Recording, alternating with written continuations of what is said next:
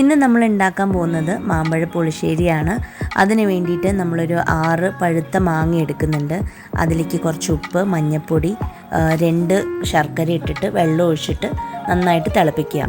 അതിലേക്ക് നമ്മളൊരു പിടി തേങ്ങ, 4 പച്ചമുളക്, പിന്നെ കുറച്ച് ജീരകവും പിന്നെ കുറച്ച് മോരും ഒഴിച്ചിട്ട് നന്നായി ബ്ലെൻഡ് ചെയ്തെടുത്തിട്ട് നമ്മുടെ മാമ്പഴത്തിൻ്റെ കൂട്ടിലേക്ക് നമ്മൾ ആഡ് ചെയ്ത് കൊടുക്കുക. അതും തിളപ്പിക്കുക.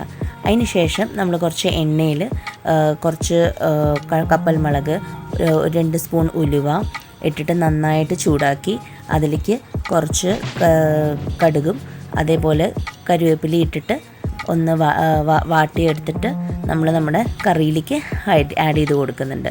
ഇത് നന്നായി തിളച്ച് വന്നിട്ട് നമ്മളിത് ആഡ് ചെയ്ത് കൊടുക്കുക. അപ്പോൾ അങ്ങനെ നമ്മുടെ മാമ്പഴ പുളിശ്ശേരി റെഡി ആയിട്ടുണ്ട്.